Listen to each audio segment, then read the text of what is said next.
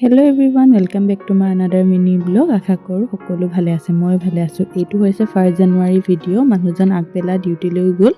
ডিউটিৰ পৰা অহাৰ পাছত ক'লে অকণমান ওলাই যাওঁ ব'লা। ক'লৈ যাওঁ বুলি ভাবিলোঁ দিচাংমুখলৈকে যাওঁ। এয়া আমি দিচাংমুখলৈ গৈ আছোঁ। আহোঁতে আমি জেল গাঁও নামৰ এখন গাঁও পালোঁ। কি যে আচৰিত নাম নহয়নে?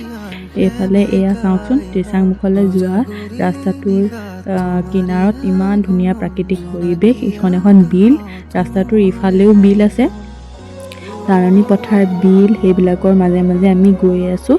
বহুত বেছি ভাল লাগিছিল পৰিৱেশটো। তাৰপাছত আমি আহি এইফালে এয়া দিচাংমুখৰ চাৰিআলি পালোহি। ইমানেই যে ভিৰ হ'বই বাৰু।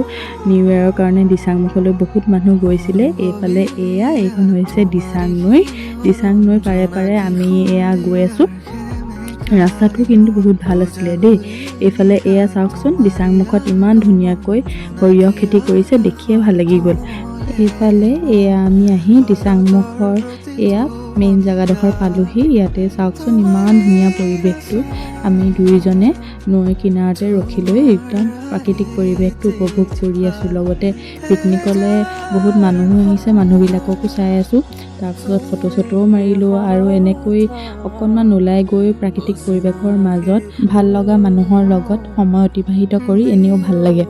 তাতে আমি টাউনৰ কৃত্ৰিম বা চিঞৰ বাখৰ সেইবিলাকৰ যান্ত্ৰিকতাৰ মাজত থাকিয়ে দিনবিলাক পাৰ হৈছে। এনেকৈ এটা ধুনীয়া পৰিৱেশ পালে আৰুনো লাগিছে কি, হয়নে বাৰু?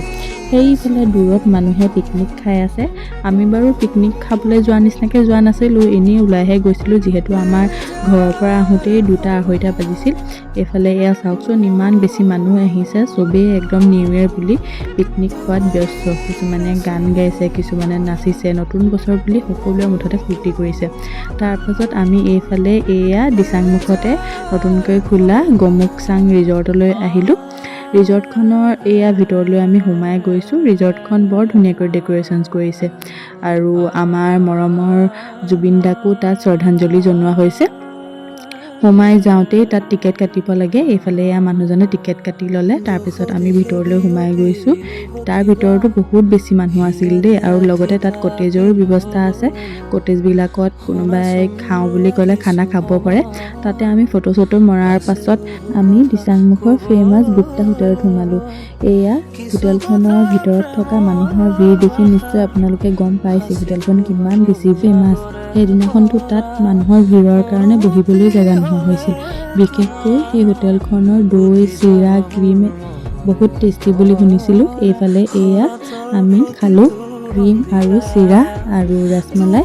খাই কিন্তু বহুত বেছি ভাল লাগিল দেই, বহুত বেছি সোৱাদৰ মানে একদম তুলনা নাই। আপোনালোকেও কেতিয়াবা যাব পাৰে দিচাংমুখলৈ যদি যায়। খাই বৈ হোৱাৰ পাছতে আমি ঘৰৰ কাৰণেও কিবা অকণমান লৈ ল'লোঁ, যিহেতু ঠাণ্ডা দিন, সোনকালে আন্ধাৰ হৈ আহে, ঘৰলৈ উভতিব লাগে। এইফালে চাওকচোন, ঘৰলৈ যাওঁতে ইমান বেছি ভিৰ পালোঁ। তাৰপাছত ভিৰৰ মাজেৰে আমি ঘৰলৈ উভতিলোঁ। আজিলৈ আহিছোঁ, বাই।